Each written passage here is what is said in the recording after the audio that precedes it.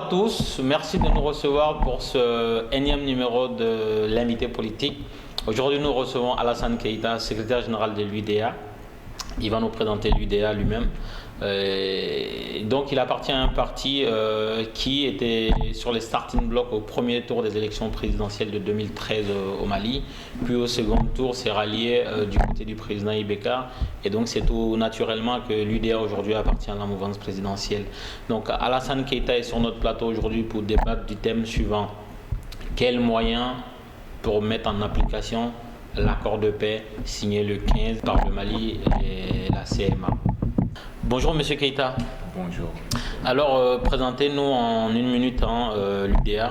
L'UDA, Union pour la démocratie et l'alternance, est un jeune parti qui a vu le jour dans les années 2013, tout simplement parce que nous ne nous sentons pas à l'UDA comme un parti de plus, mais comme un autre parti, pour la simple et bonne raison que pour nous, la classe politique malienne doit être renouvelée.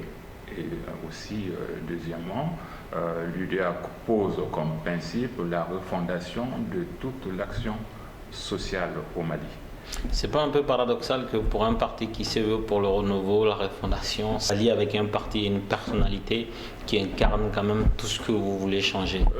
Pas du tout, dans la mesure où tout simplement par rapport à l'option politique de parti majoritaire gagnant, le président Keita Cheikh avait été sollicité dans un premier temps par pas mal de partis politiques pour adhérer à leur cause, et il a tout simplement décliné ces différentes offres en disant non, nous sommes jeunes, nous avons nos projets, nous avons nos objectifs différents des vôtres, et parmi ça aussi, parmi ces candidats aussi, il y avait le RPM, et on a dit la même chose au président Keita. Mais au deuxième tour, nous l'avons rassuré que s'il arrivait en tête, il n'y aurait aucun problème pour pouvoir lui apporter. Non, mais ma question est posée. Vous voulez refonder, vous voulez changer ce qui existait. Est-ce que ce n'est pas un paradoxe de vous rallier à quelqu'un qui incarne par sa personne, par sa politique, le passé? Je ne peux pas dire qu'il incarne le passé dans la mesure où il vient de bénéficier du suffrage populaire, confortablement d'ailleurs. Non, mais au-delà du suffrage, le président Ibeka, le candidat Ibeka est quelqu'un de connu au Mali. Son parti RPM est un démembrement de la ruche Adema. Et ces gens ont eu à gérer le Mali depuis l'époque qu'on a désignée par époque démocratique. Alors, au moment de vous rallier à Ibeka, au second tour, est-ce que vous étiez en possession de toutes les informations pour savoir qu'il incarne le passé? Toutes les informations, je ne dirais pas toutes les informations, mais on pouvait avoir certaines informations, mais aussi par rapport à sa volonté et aussi la situation de l'époque. Comme on dit, ça ne vient pas de l'UDA, c'était l'homme de la situation, même sur la scène politique, il était l'homme de la situation. Il est toujours l'homme de la situation aujourd'hui? Aussi, laissez-moi terminer, aussi il faut dire, par rapport à cette situation de crise que connaissait le Mali, il était le mieux placé aussi. Parce que dans le passé, certainement, comme vous dites, connaissant tout, il a fait partie quand même de ceux qui, à un moment donné, avaient eu raison d'affirmer clairement leur opposition par rapport à certaines options. Donc là-dessus, nous n'avons aucune gêne pour pouvoir apporter notre suffrage à Ibeka. De deux, dans le programme aussi de Ibeka, il avait mis en avant l'intergénérationnel pour la gestion du pays, ce qui est une aussi à entendre à l'époque de la campagne, c'était quelque chose qui était très très important. Avec un Premier ministre qui a à peu près 70 ans, le président qui a à peu près 70 ans, le président de l'Assemblée nationale qui a à peu près 70 ans, l'intergénérationnel... Ça, c'est venu après d'autres événements, parce que tout simplement l'intergénérationnel était là avec la nomination du premier ministre. À qui on n'a donné aucun pouvoir. Oui, mais c'est pas... En fait, un Premier ministre, il y a une définition, c'est une fonction. Quand on vide la fonction de Premier ministre de tout son sens, on ne peut pas dire qu'on a placé un jeune... Là, je ne peux pas dire qu'on vide la fonction de tout son sens, dans la mesure où il y a quand même une constitution au Mali, avec des articles assez précis concernant les différentes fonction des corps de la République, président, gouvernement, Assemblée nationale. Après, ça c'est un chemin, oui. C'est une piste dangereuse que vous empruntez là, Non. parce que dans la même constitution, il est dit que celui qui détourne un certain montant devait subir la peine capitale, et aujourd'hui le Mali est rempli de personnes qui sont sous le coup de... Je vous laisse l'entière responsabilité de cette Oui, nous on n'a Mais aucun problème avec ça. Ce que moi je dis par rapport à cela, c'est qu'il y a une justice au Mali. Donc s'il y a des détournements ou autres, qu'on laisse la justice faire son travail. Quand la justice met des mandats d'arrêt internationaux contre la tête des gens et que le politique les lève, ça pose un peu la question de l'indépendance de la justice quand même. Monsieur Mali, il faut avouer quand même que là, il faut bien structurer le débat là, parce que ça va un tout petit peu un peu partout. D'autant plus qu'il y avait des mandats par rapport à des gens. Si je comprends bien, vous parlez de l'actualité récente, ce qui s'est passé hier. Non, mais même bien avant, pour permettre à des gens, par exemple, de figurer sur la liste du RPM pour les législatives ou autre chose. Encore une fois, on a fait des petits arrangements avec la Constitution. Toujours dans ce contexte. Peu importe, on est dans une crise depuis qu'Ibeka est là. Tout ce qu'on va dire sera situé dans un contexte de crise. Mais bien sûr, parce que tout simplement, s'il est là... On est dans la gestion de la crise, en fait. Il est là, il a été appelé d'ailleurs par les Maliens pour gérer cette crise. Est-ce que vous êtes satisfait de sa marche aujourd'hui par rapport à la gestion de cette crise? Satisfait, je dirais oui, c'est pourquoi je suis là, dans la mesure où on fait partie de la majorité présidentielle. Mais encore une fois, il faut reconnaître quand même que quand il est venu, tout était à refaire. Et ça, pour nous, aujourd'hui, à l'UDA, c'est ce qu'on peut appeler une circonstance atténuante par rapport à la gestion actuelle qui est faite au Mali. Et c'est très important. Quand il est venu après 10 années de règne ou de consensus, ou d'ailleurs on le dit, nous, dans nos... Non, il n'est pas venu après 10 ans de consensus. Il a fait le consensus. Je ne sais pas. Il était quand même président de l'hémicycle pendant 5 ans. Oui, mais après, il est parti. Non, mais on ne peut pas... Enfin, on ne peut pas retirer les 5 ans de sa présence. Il a été président de l'Assemblée nationale pendant 5 ans. Comment a été gérée l'Assemblée nationale? C'est à vous de me dire. Pour moi, je suppose que vous êtes satisfait. Je dirais quand même que le bilan, s'il n'est pas globalement négatif, il n'est pas non plus globalement positif. En fait, vous ne voulez pas vous mouiller. Voilà, c'est pas se mouiller, mais c'est la réalité. Très bien, ça c'était le volet UDA, donc le décor est implanté. On va passer aux modalités d'application de l'accord de paix qui a été signé en 2 temps. Et donc vous m'avez dit tout à l'heure en off que le 15 mai c'était la signature et que le 20 juin c'était le Le 20 juin, c'était le parachèvement. Le parachèvement, d'accord. Voilà. Je le dis parce que c'était en fronton écrit devant tout le monde. Oui, mais des fois, ils écrivent des choses. Des fois, il y a des illettrés qui écrivent des choses pour la République. Bon. On a vu le 15 mai qu'il y avait, par exemple, on invite Robert Mugabe, on invite le président du Ghana. On n'est pas fichu de faire venir un traducteur. Et donc, ça laisse un peu présager il y avait de la traduction quand même. Moi, je n'en ai pas vu. Je n'ai pas vu. J'ai suivi l'intégralité de la cérémonie. À sa demande, il y avait de la traduction, mais qui était peut-être de mauvaise qualité. Mais encore une fois, je confirme. Pas de traducteur, mauvaise qualité du traducteur, ça revient à la même chose. Hein. La preuve, c'est que sur le plateau, on remarquait que certains avaient des casques et derrière, il y avait de la traduction simultanée. Il y a 16 millions d'habitants au Mali et il y a peut-être 4 millions qui regardaient le live de cette cérémonie-là. Donc si vous traduisez pour 17 personnes dans la salle, sachant qu'il y a le reste, on parle des téléspectateurs. Nous, on ne sait pas ce qui se disait dans les casques. Je confirme que le jour de la signature, à la demande de M. Mugabe, s'il y avait un traducteur, ça a été mis en application tout de suite, mais malheureusement, peut-être que ce n'était pas bien préparé, encore une fois, je le dis, et la qualité était mauvaise. Mais il y avait Très bien. traduction. Donc, l'accord qui a été signé, donc vous allez nous dire la différence entre le 15 et le 20 juin. Quelle différence? Quelle différence? Pourquoi il n'y a pas eu que le 15 juin? On était sur... Pourquoi il n'y a pas eu que le 15 mai? Pourquoi il y a eu le 15 mai et ensuite le... On était sur une négociation. On était sur une négociation et quand on engage une négociation, à un moment donné, il faut se dire qu'on a intérêt ou l'objectif recherché, c'est quand même l'adhésion de tous.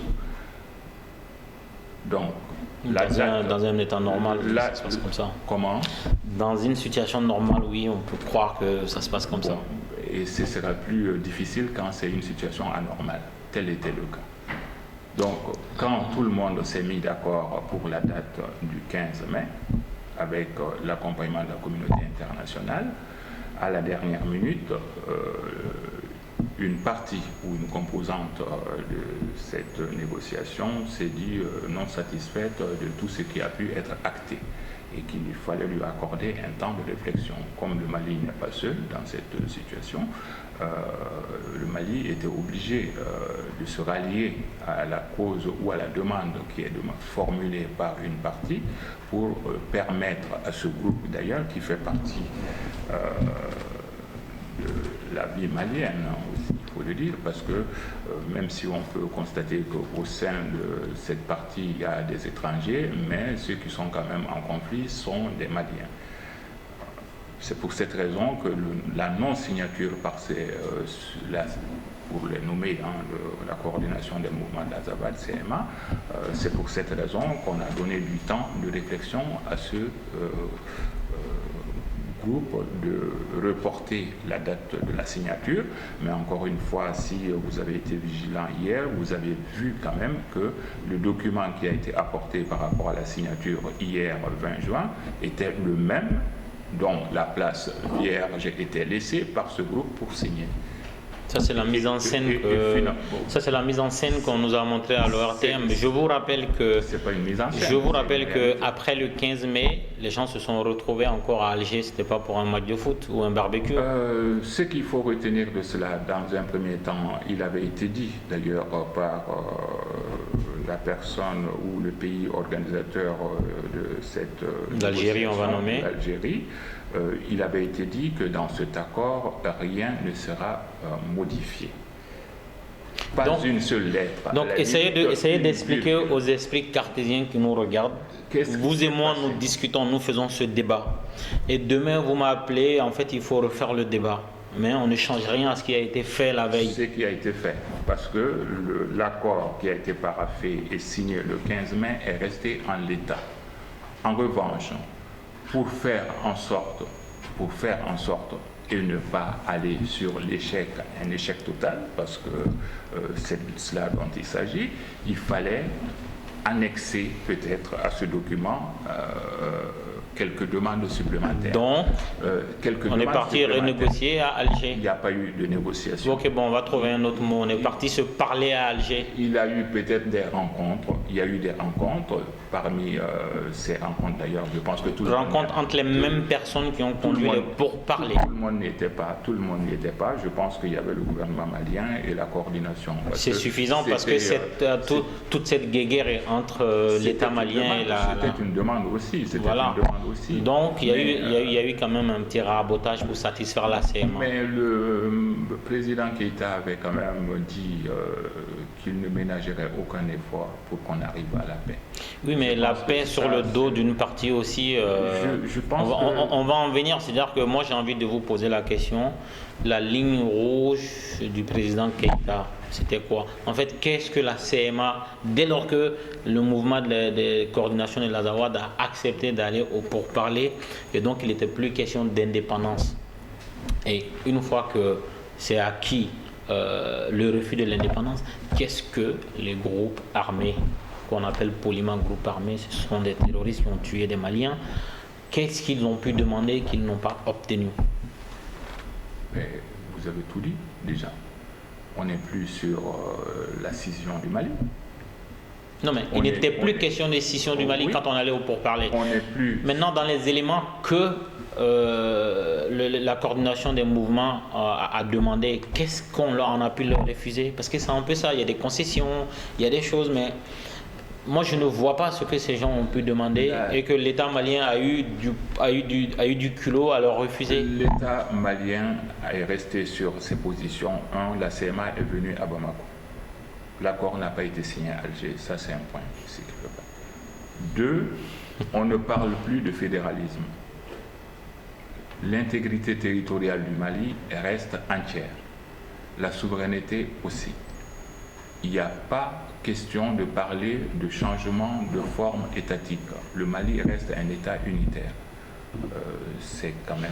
Il y a quand même une idée de régionalisme qui est différente de la régionalisation. Alors, je ne suis pas sur le régionalisme. Encore une fois, il y a eu des propositions dans les négociations par rapport à la nature de l'État. Que je sache, encore une fois, nous restons sur un État unitaire. Ça, c'est très important. On a parlé de la décentralisation, acte dans lequel l'État s'était engagé depuis les années 90-91, je pense, que ce qui est à mettre en œuvre aujourd'hui, c'est cette décentralisation. Et c'est seulement au bout de cette décentralisation qu'on arrive à la régionalisation. Très bien, on va admettre que l'accord satisfait tout le monde. Je dis bien on va admettre. L'accord, certainement, il a été dit, pas plus tard qu'hier, que ce n'est pas satisfaisant pour tout le monde. Mais quand on s'engage dans une négociation, il y a du donner aussi et du laisser. Et ça, alors maintenant, quels sont les moyens dont dispose le Mali pour mettre en application cet accord? Les moyens dont dispose le Mali pour aller au bout de cet accord sont nombreux. Parce que, c'est un État souverain. À un moment donné, il faut qu'il s'assume aussi. 2, nous avons l'accompagnement de la communauté internationale. Pour une fois, dans un accord concernant ce cas précis, il y a la présence de la communauté internationale. J'étais très étonné personnellement à la lecture d'un document des Nations Unies la semaine dernière, où il y avait quand même une multitude de présences étrangères au Mali. On est à même plus de 10 000 présences des forces de sécurité et des militaires au Mali. Donc ça aussi, c'est un fait capital par rapport à la nature et la gestion de cette crise.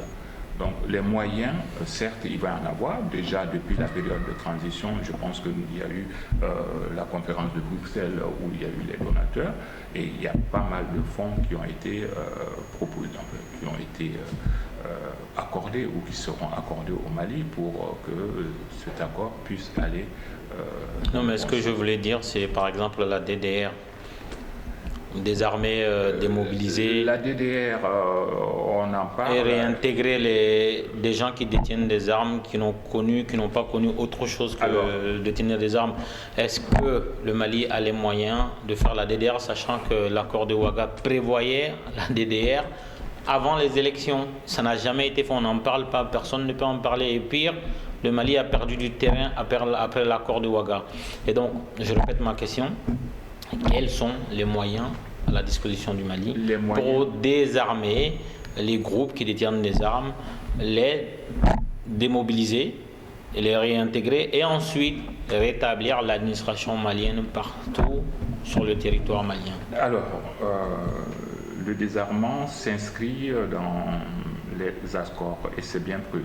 Il a été dit que dès aujourd'hui, le Mali et la communauté internationale vont commencer à mettre en place tous les comités de suivi par rapport à l'accord d'Alger. C'était exactement ce qui avait été dit pour l'accord de Ouaga. Si à Ouaga, ça n'a pas pu voir le jour parce qu'il y a eu transfert de lieux de gestion de la crise, Ouaga, on est allé à Alger. Peut-être pour ces raisons-là, le désarmement n'a pas pu être fait. On ne peut pas conduire un État avec des peut-être. Soit on est sûr, soit vous ne savez pas. Mais aujourd'hui, moi, la certitude de ce qui est donné par rapport à l'engagement pris à Alger, c'est que le DDR se fera. Non, mais ma question c'est quelle est la garantie que l'État malien a? Le DDR se fera, ça tout le monde vous le dira, François Hollande vous le dira, Manuel Valls vous le dira, secrétaire général des Nations Unies vous le dira, vous allez réveiller un clochard au Bénin et vous le dira, mais quelles sont les garanties? Les garanties, c'est le redéploiement des militaires, des forces armées et de sécurité sur toute l'étendue du territoire. Qui va le faire? Le Mali n'a pas les moyens aujourd'hui de... Le président malien lui-même ne peut même pas se rendre à Gao. Et donc comment vous voulez redéployer déployer l'armée malienne dans ces régions? Hier, peut-être, il ne pouvait pas se rendre à Gao, mais il s'est rendu à Kidal. Le président malien, je vous le rappelle, qu'il a été à Kidal. À quel moment? Avant les élections. Voilà, et pourquoi? Pourquoi? Il a été à Kidal. Oui, mais vous savez pourquoi? Parce que les forces en présence à l'époque, c'était intéressant pour lui. Les lobbies qu'il soutenait pour ces élections trouvaient que c'était une bonne communication qu'il soit à Kidal. D'ailleurs, il allait à Kidal après, tout le monde est parfait, pas tout le monde, ceux qui ont un minimum de moyens. On a vu l'ADEMA, l'URD, ils sont allés à Kidal. Les autres candidats n'ont pas pu aller à Kidal parce qu'on n'a pas mis la logistique nécessaire à leur disposition. Parce qu'il y avait la crise. Mais il y a toujours la crise. Et donc, il y a eu un crash d'avion au nord du Mali. Le président Ibeka a mis en scène une présence. Après, on a découvert qu'il n'a jamais été là-bas. Et donc, je répète ma question. Le président de la République ne peut pas se rendre à Gao. Comment il peut redéployer l'armée malienne à Kidal? En tout cas, je n'ai pas eu d'information ou, encore une fois, même au niveau du parti à Bamako, je n'ai jamais été informé ici que le président Keïta n'avait pas les moyens de se rendre à Gao. Vous me l'apprenez. Non, il n'a pas. Lorsqu'il y a eu le crash de l'avion de Air Algérie, avec malheureusement des compatriotes morts, il n'a pas pu y aller alors que. Il y a eu le crash, c'était un accident d'avion. Bien sûr. Il n'y avait aucune connotation, j'allais dire, terroriste ou autre à cet accident-là, que je sache. Non, mais laissons tomber la nature de l'accident. Un crash d'avion a lieu dans un pays X, le président se déplace sur les lieux, c'est un minimum. C'est un effet de mode, on dira. Mais, pour vous, c'est juste un effet de mode? Aujourd'hui, parce que quand il y a un incident grave quelque part, on voit les premiers être sur place. Mais c'est normal. Ça a toujours été reproché à un moment donné aux responsables politiques de ne pas inaugurer des chrysanthèmes, de ne pas être coupé du monde. Donc c'est une façon de faire, de prouver qu'on est près du monde. Mais par rapport à la situation dont la gestion incombait au président quand même concernant le Nord Mali, sa présence n'était pas obligatoire à cet endroit précis dans la mesure où le Mali n'était pas un territoire de destination de cet avion, c'était juste le survol. Je vous rappelle qu'il y avait 2 Maliens qui sont morts dans le crash, c'est suffisant pour... J'ai eu connaissance d'un Malien, mais si le président n'a pas été... Un jeune cinéaste et une autre victime dont j'ai oublié l'identité. Moi je connais le cinéaste, on a beaucoup parlé du cinéaste, un seul, mais si le président n'a pas été, il a dû certainement trouver une délégation en son nom pour être présent. Non, il n'y en a pas eu. Moi, je vous parle de fait. Je vous parle pas de. Je vous parle de fait. Non seulement il n'a pas été, il n'y a aucun représentant du Mali qui a été. Par contre, le Burkina y a été, la France y a été, tout le monde y a été. Ça est tout à fait. Le Burkina n'est pas un pays plus développé que le Mali. Le Burkina était le pays de départ de l'avion. Donc, je pense qu'on est là. Oui, mais l'action se passe au Mali. En fait, l'accident s'est passé. Vous avez parlé de souveraineté au début du débat. On ne peut pas être plus souverain au Mali que le président du Mali. Je vous le dis, l'accident, encore une fois, c'est dans le cadre des transports aériens, ou peut-être le droit aérien est... Là, vous parlez avec des peut-être. Moi, je laisse les spectateurs juger vos propos. Où le droit aérien s'impose dans ce cas-là, mais si le président malien n'a pas pu se rendre sur les lieux de cet accident, c'est qu'il y a bien des raisons par rapport à cette absence. Ça, encore une fois, je peux vous le dire. Il y a toujours des raisons, et justement, on devait parler des raisons. Donc, on revient encore la présence de l'administration malienne. Combien de temps ça va prendre? Est-ce que vous faites entièrement confiance à la coordination des mouvements de l'Azawad pour respecter leur part du deal? Parce que c'est ça le gros du problème. Eu égard à toutes les volte-face qu'ils ont fait au cours de l'histoire. Cher ami, j'ai l'impression que vous traitez ce problème-là avec beaucoup de passion.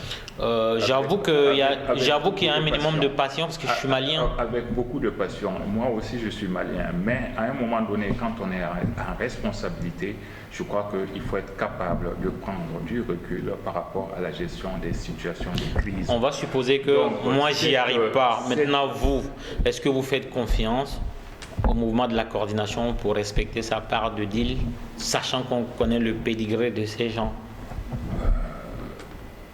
À vrai dire, moi je fais confiance à tout le monde dans cette crise. Parce que tout simplement, encore une fois, on est arrivé à une fin, à une signature, à une paix, je dirais, dans l'honneur et non pas dans le déshonneur. Chacun par rapport à ce qui a été dit hier par les représentants de la CMA, chacun s'engage avec responsabilité, avec dignité pour aller au bout de ses engagements. Je n'ai aucune raison de ne pas leur faire confiance aujourd'hui. S'il y a quoi que ce soit, c'est l'avenir qui nous le dira. Et en ce moment, c'est eux-mêmes qui se feront prendre à leur propre jeu, mais encore une fois, pas par rapport au gouvernement malien, qui a d'ailleurs fait un acte, je reviens là-dessus, que j'ai trouvé très bien. Le gouvernement malien a réussi à faire passer quand même un message au courant de la cérémonie pour adresser ses remerciements à l'ensemble des parties prenantes au conflit. C'était pas prévu, je trouvais que c'était une bonne initiative qui devait être relevée parce que ça va dans le sens de l'apaisement, ça va dans le sens de la fin d'une crise majeure. Très bien, merci Alassane Keita. Je rappelle que vous êtes secrétaire général de l'UDA, parti membre de la mouvance présidentielle du Mali, section France. Merci beaucoup d'être venu nous voir. Merci.